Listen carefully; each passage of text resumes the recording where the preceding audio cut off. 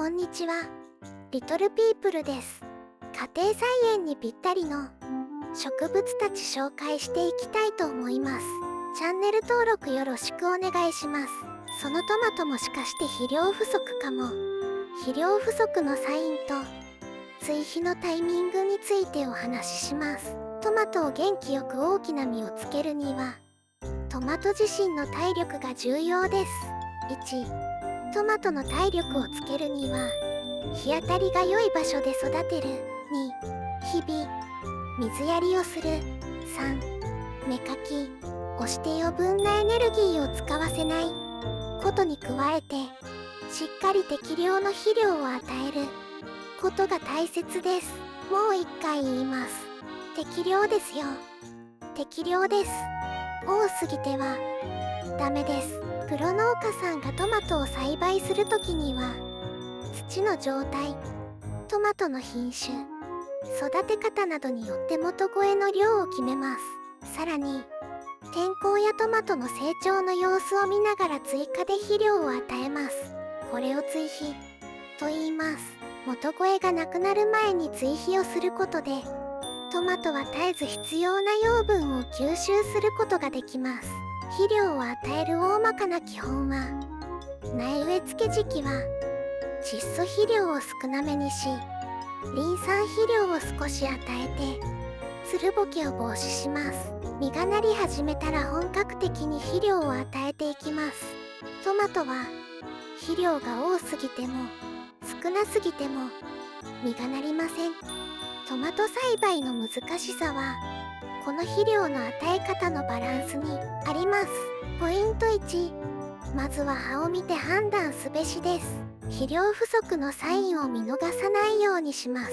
トマトへの肥料が不足している場合、株の先端 15cm の部分の葉が細長くピンと張ってやや上を向いた状態になります。株全体と比べると先端 15cm の節間が長くなり葉の枚数が少なくなっているのが特徴です。種子も株全体からして細く弱々しい状態になります。次に葉の色を確認してください。あれ、最初に比べて葉の色が黄緑色になってきた。これはトマトに必要な栄養、特に窒素分が不足気味の時に現れる症状です。そのまま放置しておくと葉全体が黄色くなってしまい成長も止まってしまいます。まだまだ挽回できますので葉の色が薄くなってきたと思ったら追肥してあげましょう。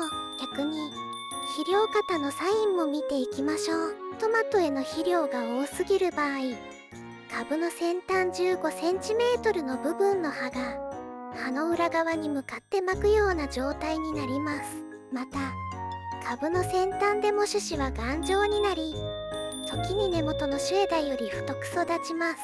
このような強い種子に対してしおれて下に向かって巻いた葉がつくアンバランスな状態が肥料過多のサインです。肥料過多に陥った時は1回にあげる水の量を2から3倍に増やして肥料成分を水で押し流すようにしてあげるといいでしょう。適度な肥料のサイン。適度にトマトへ肥料を与えていると株全体の葉は濃い緑色になり株の先端 15cm の部分の葉が平らに開きます。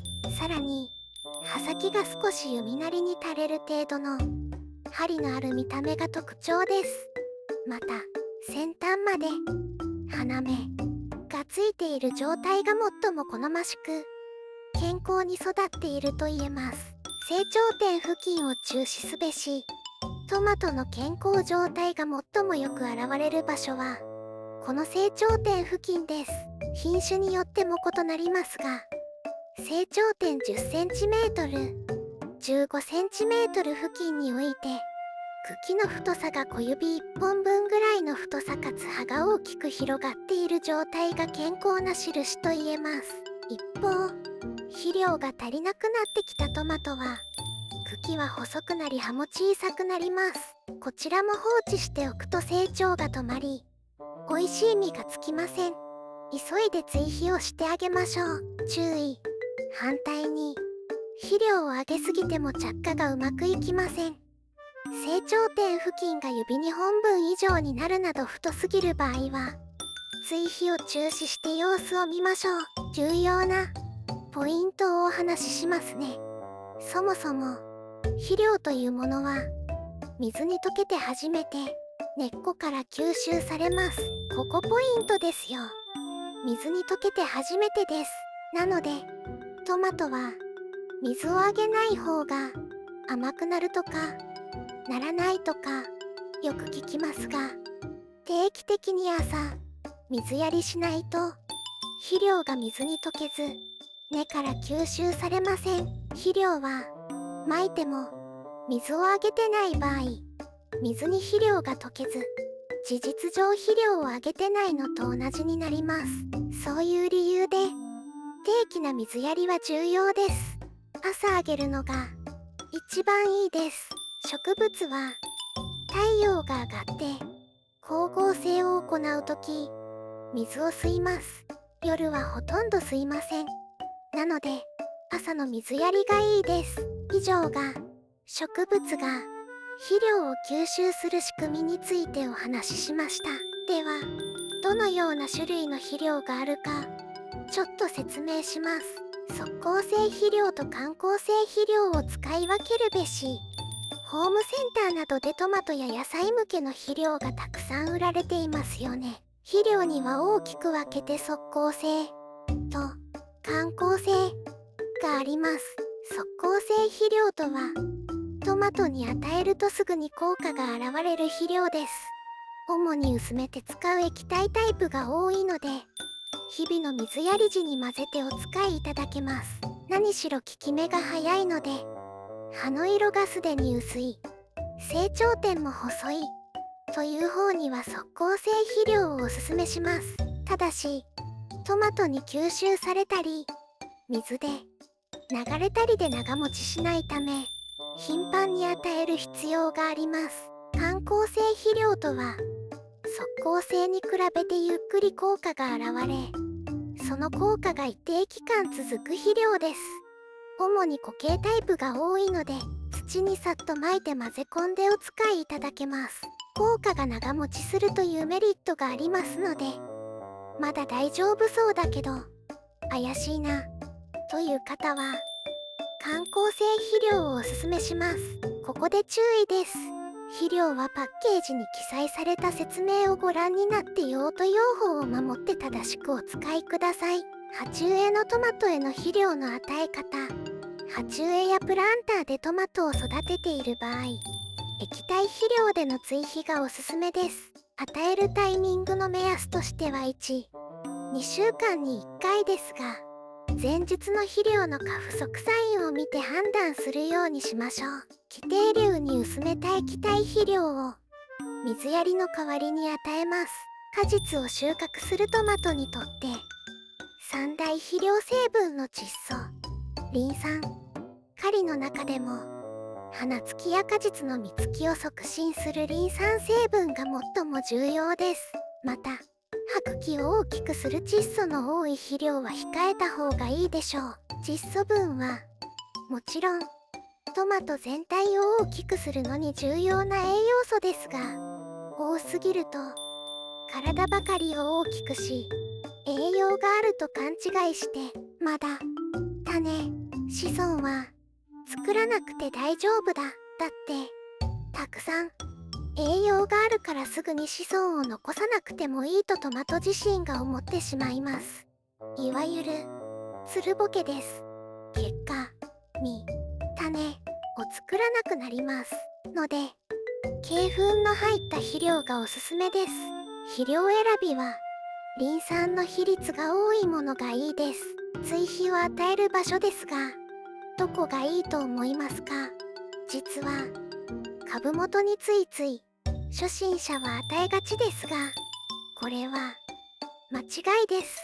肥料は根っこの先の部分で吸収すると言われています。